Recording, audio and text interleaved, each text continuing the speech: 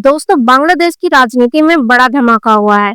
पूर्व प्रधानमंत्री शेख हसीना को ढाका के इंटरनेशनल क्राइम ट्रिब्यूनल यानी आईसीटी ने मानवता के खिलाफ अपराधों में दोषी मानते हुए मौत की सजा सुना दी है।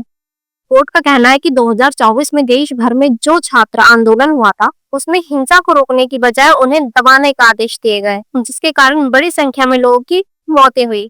बांग्लादेश सरकार का आरोप है कि 2024 के आंदोलन में 1400 से ज्यादा लोग मारे गए और हजारों लोग घायल हुए। हसीना इस समय भारत में रह रही है। 5 अगस्त 2024 को जब छात्र विद्रोह के बाद हालात बिगड़े तो वे दिल्ली आ गए और पिछले 1 साल से यही है। उन्होंने हाल ही में भारतीय मीडिया को एक लंबा इंटरव्यू दिया, जिसमें उन्होंने आईसीटी के फैसले को राजनीति के बदले की कार्रवाई बताया। अब बड़ा सवाल ये है, क्या शेख हसीना इस मौत की सजा के खिलाफ अपील कर सकती है और उनके पास बचने के कौन कौन से कानूनी रास्ते हैं? दोस्तों, आईसीटी एक्ट 1973 की धारा 21 के तहत शेख हसीना के पास फैसले के खिलाफ अपील करने का अधिकार है, लेकिन 2 शर्तें बेहद महत्वपूर्ण है। कौन सी? चलिए जानते हैं। पहली शर्त, अपील केवल 7 दिन के अंदर ही हो सकती है। जी हाँ, आईसीटी के फैसले की घोषणा के 7 दिन के भीतर हसीना को बांग्लादेश सुप्रीम कोर्ट की अपीलेट डिवीजन में अपील दाखिल करनी होगी। अगर वे 7 दिनों के अंदर अपील नहीं करती तो आईसीटी का फैसला अंतिम हो जाएगा और मौत की सजा लागू पड़ सकती है। दूसरी और सबसे अहम शर्त, आरोपी का कोर्ट के सामने समर्पण जरूरी है।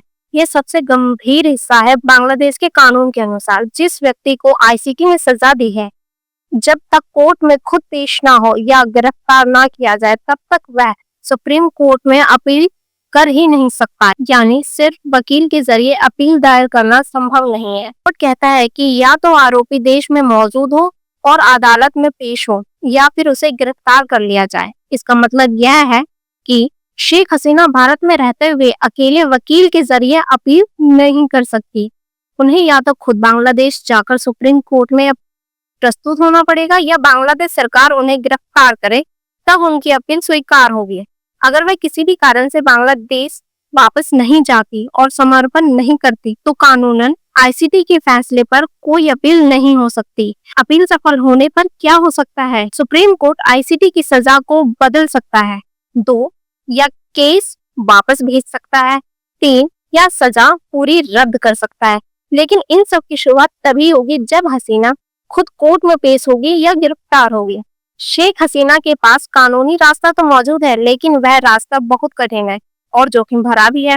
भारत में रहते हुए अपील संभव नहीं है और बांग्लादेश लौटना उनकी सुरक्षा और फेयर ट्रायल के लिए बहुत बड़ा खतरा माना जा रहा है। इसलिए आने वाले कुछ दिन बेहद महत्वपूर्ण है। क्या हसीना बांग्लादेश लौटकर अपील करेगी या भारत में ही रहकर राजनीतिक शरण लेगी? दोस्तों, यह मामला सिर्फ एक नेता का नहीं है, पूरे दक्षिण एशिया की राजनीति और कूटनीति पर भी असर डालने वाला है।